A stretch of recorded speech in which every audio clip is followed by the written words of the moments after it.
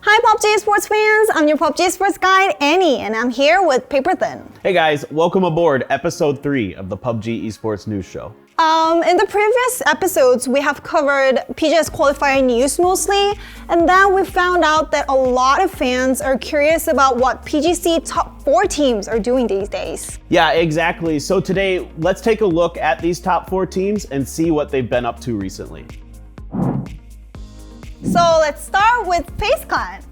I want to talk about their performances in PGC because they finished second place in that competition. Yeah, absolutely. I mean, one of the greatest moments in PUBG esports history, FaZe Clan with an 18-kill win to propel themselves into the finals of PGC. Goes for the peek off to the side of it. That's going to go in position. Oversteps up, gets one. Goes for the spray into the second one. There is just one Canadian alive right now, and FaZe knows it. They're starting to push back through this. Rusty Zero playing inside the smokes. The hunt is on. The spray comes through. Did you see that? Did you see that? That was so incredible. Like, I exactly remember that moment from PGC, and I didn't expect them to make it to the final at all. No, it was incredibly clutch that FaZe Clan came up with that. I will never, ever, ever forget that moment. It was just such a special day. Same here. Yeah, so after this match and finishing second place in PGC, I think a lot of PUBG sports fans would love FaZe Clan and is expecting a lot from them. How did they change into 2020, like the roster? Yeah, so they switched out Mexi for Gustav. So Gustav came over from TSM, moved over to the team. It seemed like it was a little rough going at first, but as time has been going on, it seems like they're getting more and more comfortable with each other. So how do you think they'll perform in like later games in 2020? So as a team, what do you see? I think they're just going to get better and better. I mean, we saw this in 2019 with FaZe Clan. They started out a little slow, but as time went on, they got better and better and better. And I fully expect that to be the case this year.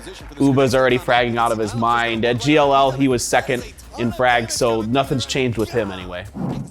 So we prepared a special interview with FaZe, the team leader of FaZe Clan.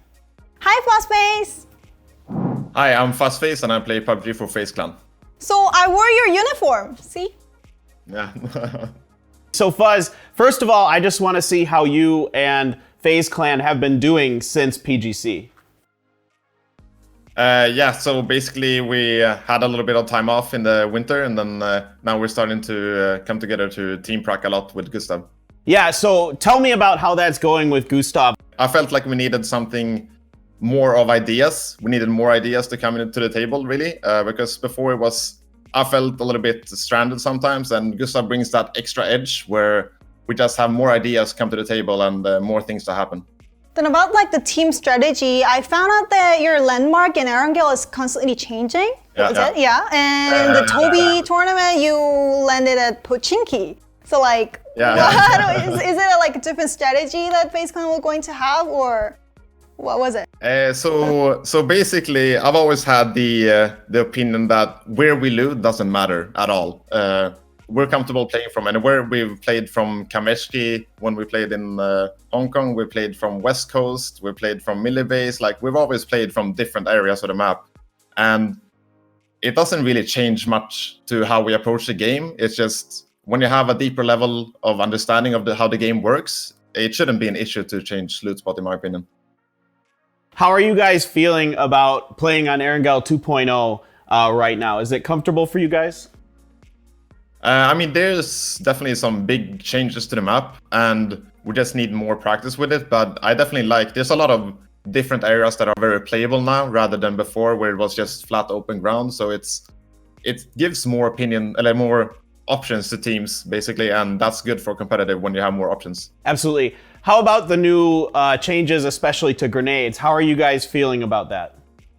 I think a lot of the utility changes are pretty good. I do think that nades have a little bit too little damage because you have a lot of smokes now, and there's really no counterplay to people running around in smokes now because there's too much area that you can cover. We have been watching the PGC moments of top 4 teams in our shooting today.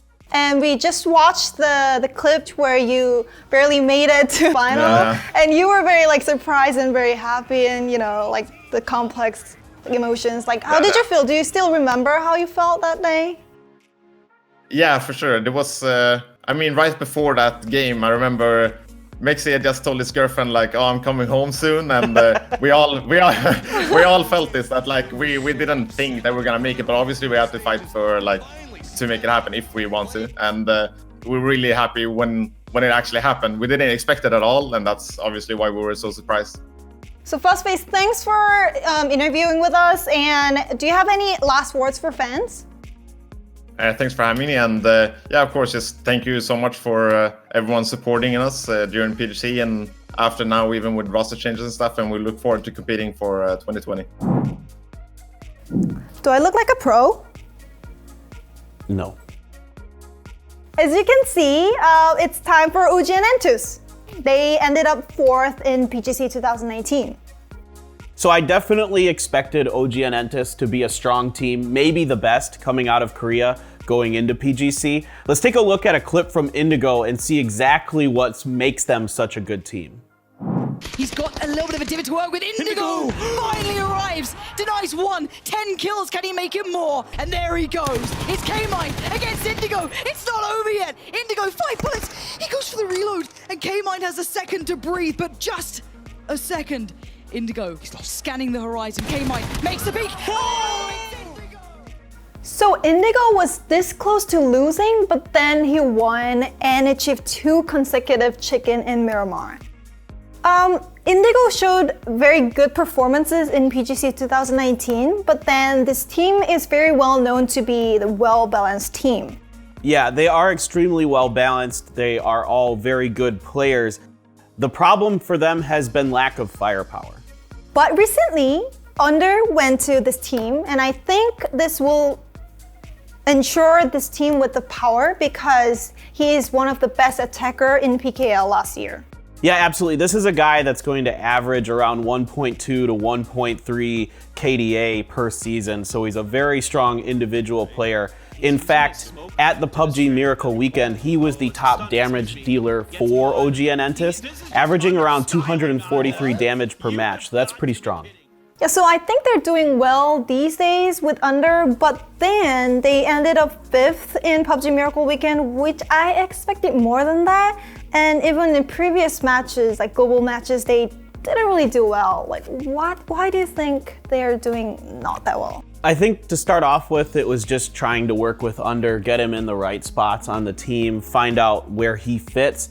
Now we're starting to see that come together. They did pretty well at the PUBG Miracle Weekend. However, they struggled early on in Pachinki again. I feel like Pachinki just isn't working out for them on the international stages.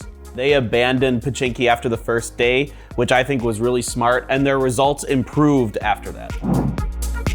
Genji announced that Inonix is joining the team, but then there was this 3v1 from Loki. This was them asserting that they are the best team in the world. I would definitely have to say Forever's heroic chicken dinner by himself. 4AM is continuing to bolster their roster.